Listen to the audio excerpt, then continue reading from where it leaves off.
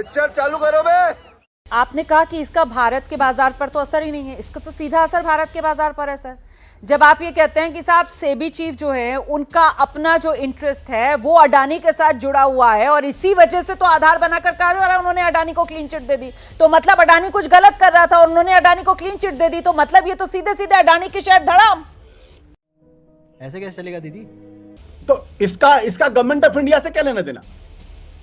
नहीं, आपने बाजार इसका का भारतीय ना, जनता आपने कहा पार्टी से क्या लेना इसका देना? बाजार पर कोई असर नहीं, मैं तो कह रही हूँ इसका तो सीधा बाजार और जो रोमाना, निवेशक है उनके पैसा जो है वो स्वाहा हो सकता है सर। जी जी जी प्लीज आइए।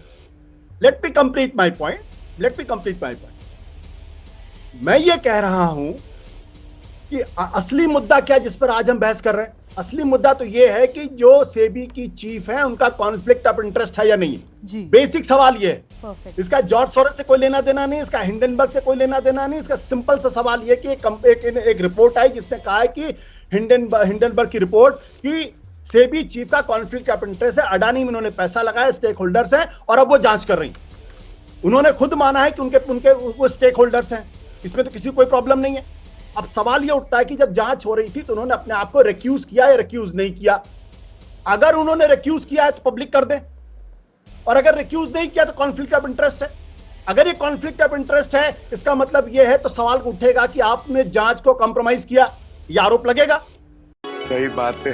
अगर ये आरोप लगता है तो ये भारत की अर्थव्यवस्था, भारत की रेगुलेटरी बॉडीज पर ग्लोबल लेवल, अंतरराष्ट्रीय स्तर पर गहरे सवाल लगा देगा कि भारत का जो कैपिटलिज्म है, इस कैपिटलिज्म में रेगुलेटरी अथॉरिटीज अपना काम ईमानदारी से नहीं करती हैं। यह प्रश्न है।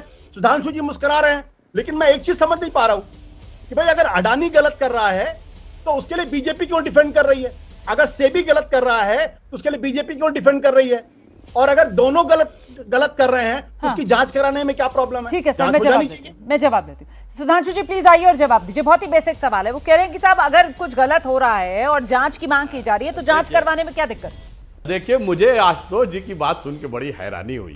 पहले उन्होंने कहा भारत की अर्थव्यवस्था से क्या लेना देना, और आखिरी सेंटेंस में कहा कि जो भारत का रेगुलेटर है वो इसी के ऊपर संदेह उत्पन्न हो गया तो भारत की अर्थव्यवस्था कोई प्रभाव नहीं पड़ेगा। गजब का तर्क देते हैं आप लोग भाई। और सुरेंद्र राजपूत जी और प्रदीप भाटी जी, और मुझे आश्चर्य हुआ आशुतोष जी जैसा प्रबुद्ध व्यक्ति वो फोर्स के बारे में कह रहा, वो कोई फॉरेन के किसी रेडियो की वजह से जांच हुई थी। अरे महोदय, क्या बचकानी बात करते हैं। राजीव गांधी सरकार की फाइनेंस मिनिस्ट्री ने एक एजेंसी हायर की थी, फेयरफैक्स, जिसने बोफोर्स के घोटाले की जान दिया था, और राजीव गांधी के फाइनेंस मिनिस्टर विश्वनाथ प्रताप सिंह ने उठाया था, जो बाद में जाके मुख्यमंत्री बने।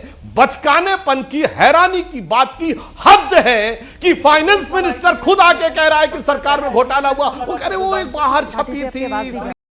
तू मुझे गलत मत बोल, तू खुद को गलत बोल, तू खुद की औकात देख।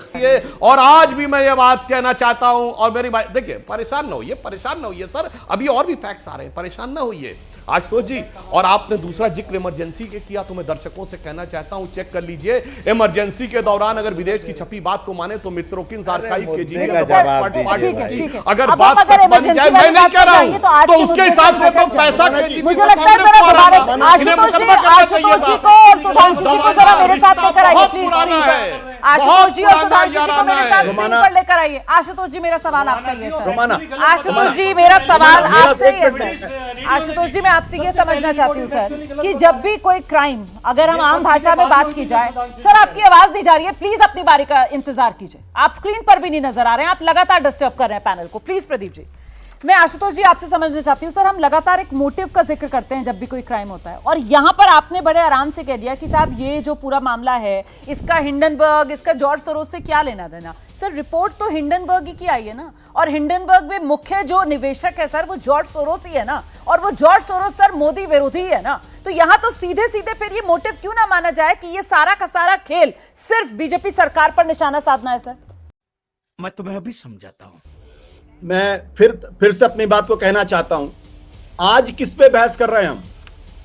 आज इस पे बहस कर रहे हैं कि सेबी की चीफ के ऊपर यह आरोप लगा है अर्थव्यवस्था पे कि आप उस मामले की जांच कर रही हैं जिसमें आपने खुद पैसा लगाया। ये खुलासा तो हिंडनबर्ग रिपोर्ट ने किया ना।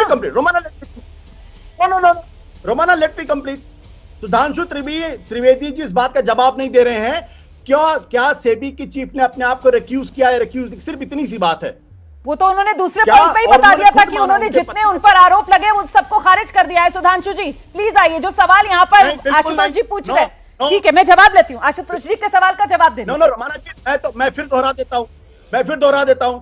सुधांशु जी को इस सवाल का जवाब देना चाहिए कि क्या सेबी चीफ ने इन्वेस्टिगेशन के दौरान अपने आप को रिक्यूज किया है, रिक्यूज नहीं किया? इतना सा प्रश्न है बस।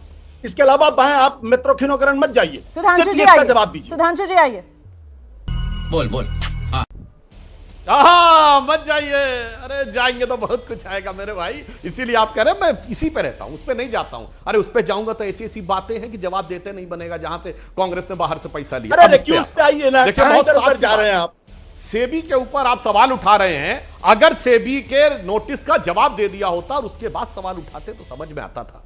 और जब सुप्रीम कोर्ट मॉनिटर्ड इंक्वायरी चल रही थी, उसके ऊपर अगर कोई कहे कि हमें उससे ऊपर की जानकारी, सुप्रीम कोर्ट से ज्यादा बड़ी जानकारी है, तो यह मन में बहुत भारी संदेह उत्पन्न करता है। और मैं फिर कहना चाहता हूं, ये लोग देश में अराजकता कैसे उत्पन्न करना चाहते हैं, रोमाना जी मैं बताना चल झूठा।